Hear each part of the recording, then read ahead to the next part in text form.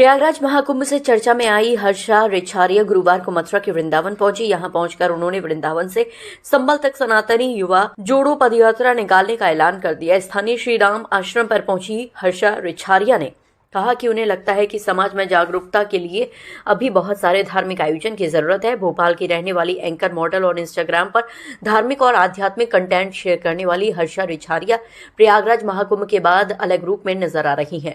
शरीर पर भगवा कपड़े और बड़ी बड़ी जटा रख साधु जैसा नजर आ रही हैं। हर्षा रिछारिया ने गुरुवार को वृंदावन में कहा कि वह 14 अप्रैल से 21 अप्रैल तक पदयात्रा करने जा रही हैं। इस यात्रा के जरिए वह सनातनी युवाओं को जोड़ेंगी। हर्षा रिछारिया ने बताया कि 14 अप्रैल को वृंदावन के श्री राम मंदिर से पदयात्रा शुरू होगी। 185 किलोमीटर की यह पदयात्रा अलीगढ़ होकर संबल के लिए जाएगी। एक हफ्ते तक चलने वाली इस पदयात्रा की जरूरत पर उन्होंने कहा कि लगता है अभी समाज को जागरूक करने के लिए धार्मिक आयोजन की जरूरत है। बहुत युवा जागरूक हो रहा है, इसमें कोई संदेह नहीं है। इस धर्म में साधु संत हम जैसे युवाओं को निर्देश देते हैं, लेकिन फिर भी कुछ आयोजन की जरूरत रहती है जिससे हम सनातनी भाई बहनों को जोड़ते हुए आगे बढ़े।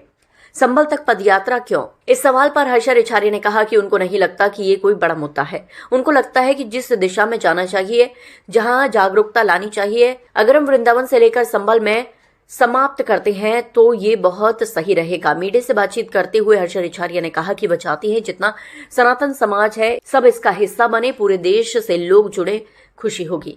संभावना है कि इस यात्रा की शुरुआत 200 लोगों के साथ करेंगे। इसके बाद ये यात्रा क्या रुख लेगी ये आने वाला समय बताएगा। महाकुंभ में ट्रोल हुई हर्षा रिछारिया ने कहा कि अभी भी लोग हैं जो कुछ पसंद कर रहे हैं, कुछ नहीं। समाज में हर तरीके के लोग होते हैं, जरूरत नहीं कि आपका हर इंसान समर्थन करे। ये कलयुग है, बहुत से लोग भगवान भी करार देते हैं, हम तो केवल इंसान हैं। मैंने इस बारे में हर जगह के बारे में बहुत सोचा, बहुत ज्यादा सोचा। मुझे लगता है मैं 1.5 महीने से इस बारे में पूरा डिसीजन ले रही थी, पूरा प्लानिंग कर रही थी कहाँ से कौन सी यात्रा सही रहेगी।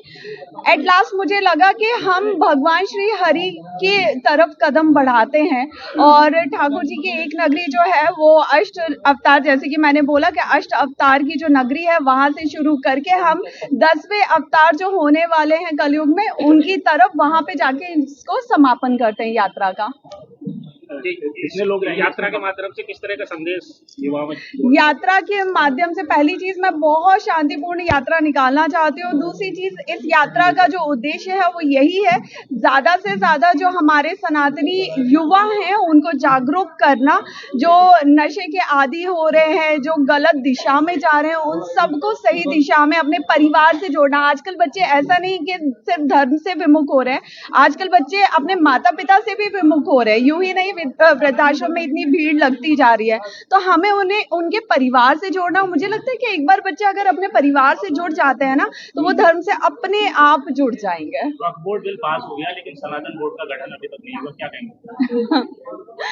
इसका निर्णय हम ईश्वर को लेने देते हैं।